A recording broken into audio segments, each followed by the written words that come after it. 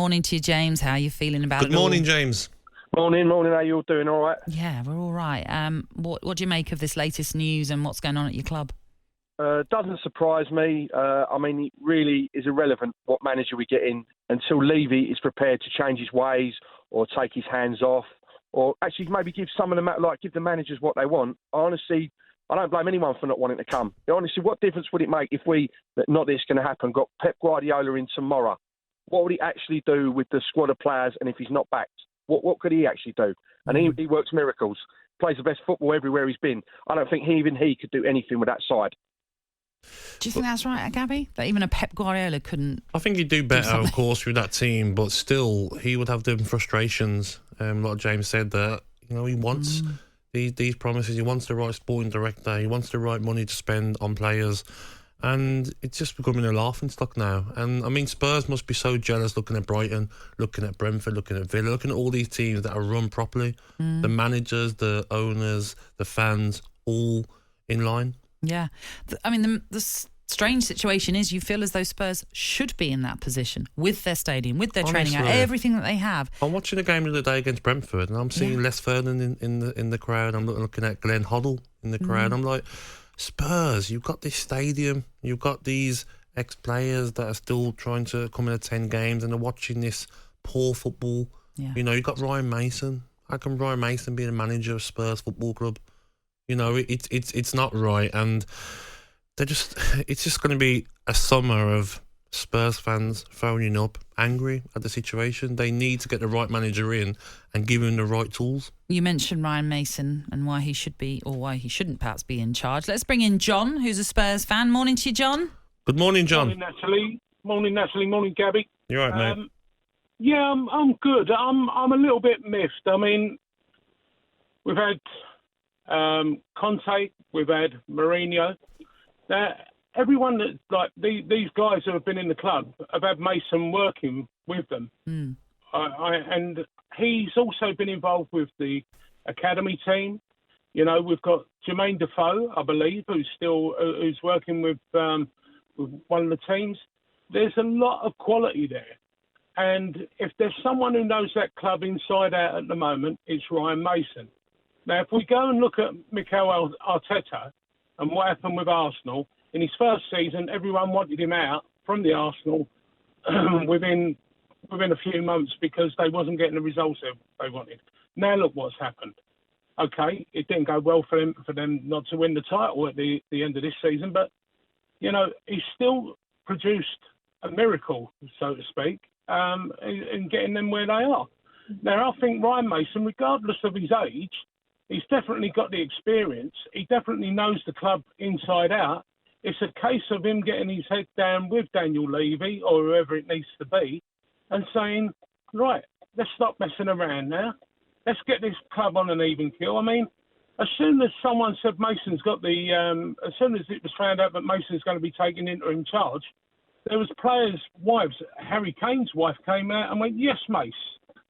Everyone has got a soft spot. Haven't showed it though, have they, John? In recent games, they haven't showed it. At the moment, they haven't at the moment. But the guy gets thrown in at the deep end every single time, and he don't have time to work with the players that he would like to work with.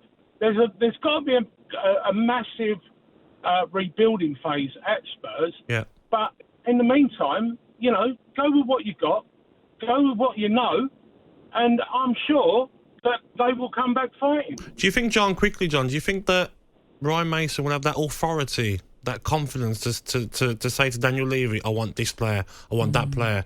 I don't think he has, mate. That's just me personally. I hope he can, but I just don't think he has it. Ryan Mason will do what he needs to do. He loves the club. It's obvious. That is obvious. And I believe that, if he didn't get on with Levy, then Levy would have sent him packing with the rest of them. But I think, give the guy a chance. 31 years old, and he can be, people are saying that he hasn't got the experience, he hasn't got X, Y, Z. I think they're wrong. I think they are wrong. I was sort of toying with the idea, and I'm thinking, how much of a kicking must he be taking every time some other manager's name's mentioned?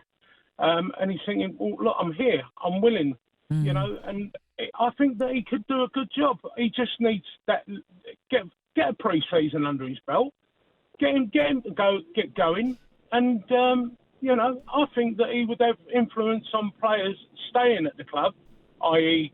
Mr. Kane, and I hope he does. But no one would begrudge him leaving if he chose to go. John, appreciate your thoughts on that one. So John's calling for Ryan Mason then to get the job at Tottenham. What about Mike? He's a Spurs fan as well. Do you agree, Mike? Good morning to you. Good morning. Good morning, Natalie. Mike. Good morning, Gabby.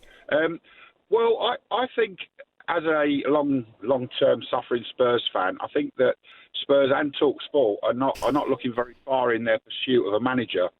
You've got a pundit that comes on to talkSPORT. He has more passion about Spurs in one conversation than anyone I listened to, and that's Mr. O'Hara. Why hasn't he thrown his hat in the ring? Hey, he's got managerial experience. Mike, did you not see what happened to Erik? They sacked him quicker than they could get rid of anyone else in their history of existence. Yeah, but Gabby, Erek's not Spurs, is it? He knows Spurs inside out. He didn't know Erik inside out. You know, and you're not being serious here, Mike. So you want Jamie O'Hara to be your manager? Well, why can't he be number 2 to Ryan Mason? All right, then. Oh, okay, yeah. I see where you're going with that one. So he could be number 2.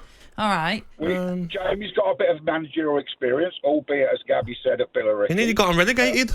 Erik. And what's the problem with that? Mike, I understand where you're coming from, and you're right. I'm sure Jamie would love to. That's one of Jamie's have a mates, chance. isn't it? Yeah, probably. it's Probably is Jamie. Just put yeah, it it is. Jamie O'Hara's available. I'm available, you know. talkSPORT Breakfast, waking you up Monday to Friday morning from 6 a.m. on AM, on DAB, via the talkSPORT app, and on your smart speaker. talkSPORT.